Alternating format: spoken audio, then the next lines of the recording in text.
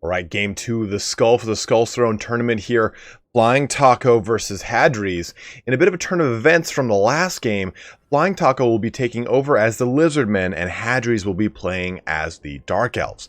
Now, the Dark Elves are indeed one of Hadres' favorite armies, and the Flying Taco is a wild card in this one. So let's take a look at what we've got going with Flying Taco's army. Now, across the board, we've got a bunch of red-crested skinks. These are the new units added with Prophet and the Warlock, and they do add a lot of really great low cost AP, 575 points. They've got Frenzy, they do poison damage, they're immune to psychology. Great new unit for the Lizardmen. Now, on the flanks, you can also see that we have skink cohorts with Javelin, supported by one unit of Salamander hunting packs on both sides. In addition, we have a mirror of the Cold One Spear Riders, which are going to be very strong in this matchup. They bring a lot of anti-large. They bring a lot of AP to the table. Now, in the very back, you have another unit of Cold One Spear or Cold One Riders alone. These are the Perpetual Combat variants, not the Spear Riders. So they do AP damage. This is, of course, the watered-down version of the Horned ones. In addition, here we're also going to see a unit of Croxagores with their big paddles of doom, getting some good anti-infantry and some AP damage in as well. And then lastly, 10-1 himself. Look at that. The most jacked skink in the land. He's got the plaque of Sotek. He's ready to just deliver some ass. I don't know what that means, but I'm sticking with it. Now, he has the Flock of Doom as well as Wyson's Wild Form on his kit. Now, in addition, he is on his Engine of the Gods that has Burning Alignment, which is a great little orbital strike from the gods themselves. And we're also going to be seeing, where is it? There it is, the Plaque of Sotek, which gives a good damage resistance and leadership buff as well. And then lastly, you get Potent of Warding from the actual Engine of the Gods itself, which gives a good 5% damage resistance in a 40-meter aura around 10-1 himself. And he also has the Arcane configuration built into the the Engine of the Gods as well. I almost said Arc of Sotek. That's the different one. Also has Frenzy, as well as you would expect as a red-crested skink should have. Now let's jump on over to Hadres' army. He's got two Canine Assassins in the very front. Now, if you were able to catch the Skull for Skull Thrones tournament, then you were able to hear Turin talk about these guys. This was a tournament that was co-hosted by Turin and myself. The Canine Assassins are played out here in the middle here as a vanguard. Now, the way this is supposed to be done, according to Turin, is as Flying Taco's army will come into them, Hadres will pop Web of Shadows on them, and it will slow them down, allowing for the Reaper Bolt Throwers to target anything that's a hard target for the Dark Elves in there, just kind of burst them down hot and heavy. The Web of Shadows is taken on both of the Canine Assassins, with one of them having trophy heads, as you can see over here. These guys have 800 weapon damage on their missile attack, and they do poison here. They are a great unit for bursting down lords, or in all intents and purposes, slowing them down with their range attacks. Now, across the front line, we're going to see a lot of the Dread Spears, including the Hellebronai, some of my favorite units in the Dark Elf army right there. They have charge defense versus all, versus just charge defense versus large, which is a bit of a difference there. They also have poison melee attacks. In addition to that, we're also going to see a unit of Blackguard Corsairs. We're going to see Malekith on a Cold One, he's got Power of Darkness and Soul Stealer. That's going to allow him to tank some damage, as well as Gaze of Malice. Now, in addition, we're also going to see a unit of the Sisters of Singing Doom, which is a regiment of renowned Witch Elves, and then 2 units of Cold One Knights, 2 Reaper Bolt Throwers, and then 2 more of the Spearmen. Now, in the far corner over here, we're going to see the Slaaneash's Harvesters, which are the Doomfire Warlock Regiment Renown. These guys bring both Soul Stealer and Word of Pain to the board as bound abilities, which is quite nice. Let's get this fight on the road. You can already see that some of those Reaper Bolt Throwers are ripping into the red-crested skinks as the whole army goes to shift forward here. Now we can see that we've got a really good early engagement for Hadres here into this unit. The nice thing about the the Warpfire Warlocks, or Doomfire Warlocks, is that they do have damage resistance built into their kit, which is quite nice. Now, in addition to that, you've got a lot of missile power in these 2 units. Salamander hunting packs do a lot of damage. Of course, the Ancient Salamander, with its most recent buff, or a debuff, doesn't have as many goodies, but I still think those Salamander hunting packs are quite strong in and of themselves. These guys will be able to rain hell upon their opponent. With the red-crested skink across this line, they can threaten a lot of the elite units that you would typically see in a Dark Elf army. So you can see that these red-crested skinks for 575 points can be used to great use in general. Now, as we kind of skirt things across the battlefield here, as those red-crested skinks run over the Canine assassins, they don't pop their web of shadows. Of course, Flying Taco being a more experienced player, he's not going to throw the most scary units in the way here, but we got a good Gaze of Malice that's just going to miss those red-crested skinks, preventing a lot of damage from going off. We got a good charge in here of both the Slaanesh Harvesters and of Malekith into this skin cohort here. You can see Weisson's Wild Form is tripped off on them, trying to give them some additional armor, try and deal with this engagement as they push in with some Cold One Spear Riders into these Cold One Spear Riders. Man, everything's going off like crazy right now. We got a Soul Stealer drop as well. We got Flock of Doom. We've got 10-1 jumping in here. Red Crested Skinks coming into the back line of it, while the Salamander Hunting Packs have got some Overwatch on that as well. Cold One Spear or Cold One Riders jumping into this one, but they're slowed down a little bit by that web of shadows from that Canine assassin here.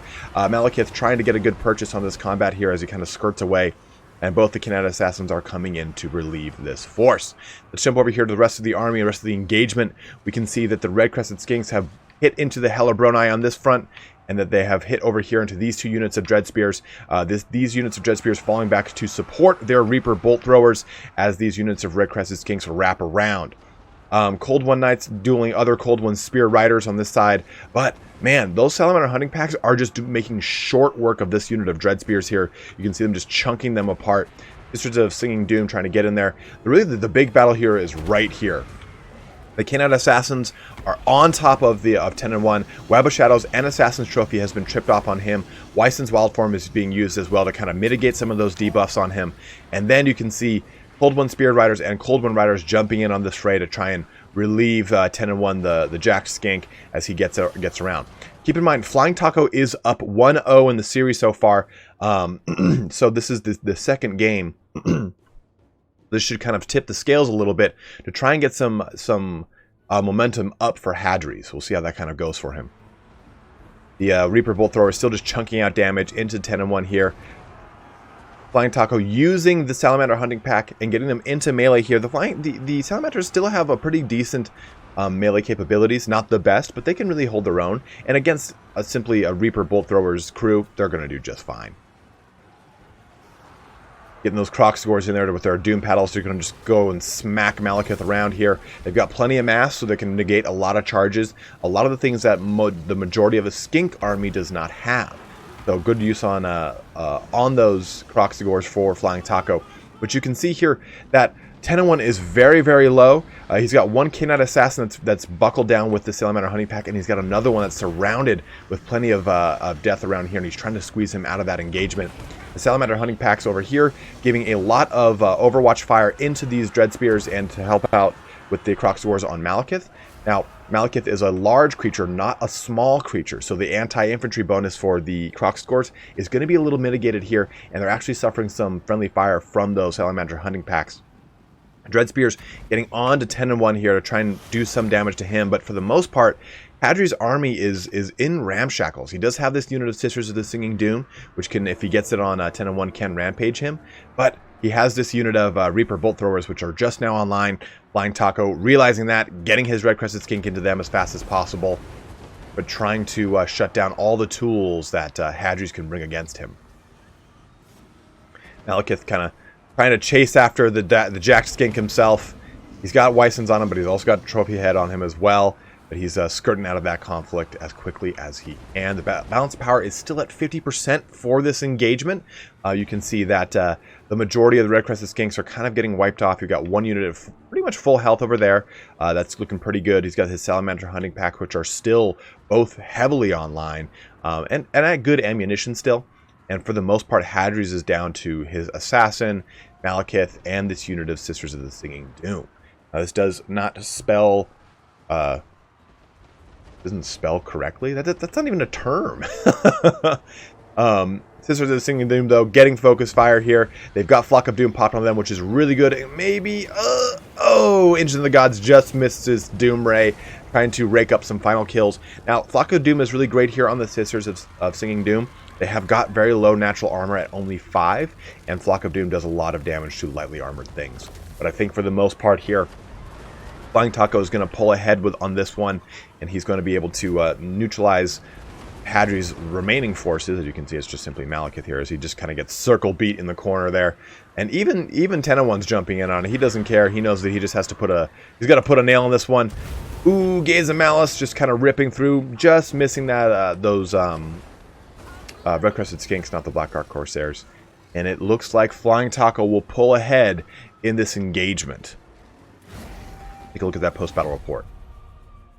So actually, as I looked at my notes here, I completely forgot we unfortunately don't have a recording of the very first game, which was I believe it was Greenskins versus Norska. I'll double check the notes on that. But in that game, Hadres actually won. So coming into this game, it was a 1-1 with Flying Taco having won the previous game, Lizardman versus Norska, which is up on the channel. So this pushes Flying Taco ahead of Hadres 2-1 in the finals. I apologize about that, guys. That's unfortunately the only one we don't have recorded. But we will have the remainder of the finals casted and put up onto the channel for your enjoyment. Let's take a look at this post-battle report. The Reaper Bolt Throwers were able to do a significant amount of damage to 10-1 the majority of the fight. In fact, they were the only range damage coming out of the Dark Elves. Usually you can see stuff like Dredge or Dark Shards coming from the Dark Elves getting a lot of AP damage. Not in this case, though. We just saw the Reaper Bolt Throwers. I think that Hadres banked a lot on using his assassins to help him bring down a Lord that I don't think that he was planning on Flying Taco using 10-1 on an Ancient Stegodon. I think he was expecting the Red Crested Skink, maybe on an Ancient Stegodon, maybe not. But I think that the assassins didn't play out how Hadres really wanted it to, even though the assassins helped him in that initial little alpha strike here, mitigating some of the damage, using Web of Shadows to lock things down. This was a Singing Doom, did plenty of damage here into those Red Crested Skinks. Same thing with the Black Ark Corsairs, as to be expected. But when we take a look at Flying Taco's army, he had a lot of answers for a lot of different scenarios. He had the Red Crested Skinks to deal with Dark Elf Elite forces. He had the Salamander Hunting Pack to help deliver a lot of consolidated damage, which it did, right? It really knocked down this unit of Dread Spears, which is only able to get 6 kills and mitigated it almost entirely before it could do anything. On top of it, he had a lot of really great cav options to threaten the cav play from the Cold Ones. I mean, the Dark Elves, one of their best tools are those Cold One Knights, being able to really put in a lot of threat and a lot of damage into, say, an Ancient Stegodon or a Thunderous one, which is very common in Lizardman play right now, right? So taking these two units is a really great play on Hadres' part. He really had that built into it in mind, but Flying Taco did not take a Thunderous one, just one Ancient Stegodon. In addition, overall, I liked both of these builds, and I think that they really would have worked for each other had a couple things gone a little bit differently. Flying Taco's kind of pushed out in the long run, but I don't think he landslided this by any means. Like, I think that enough things could have gone wrong for him that Hadres could have been in a position that he pulled ahead in a Pyrrhic victory. I think that, and we'll see this a lot throughout the remainder of these finals, are that these guys are so well matched together. They played very well off of both of their builds, having really strong builds going into their engagements, and with one or the other pulling ahead through just perseverance or really getting one or two opportunistic moments. But as always, we'll keep putting these up on the channel here. I think we have got 3 or 4 more. This is a best of 7 in the finals for the Skull for Skull Throne. But thanks, as always, for watching here today, guys. Have a good one, and take care.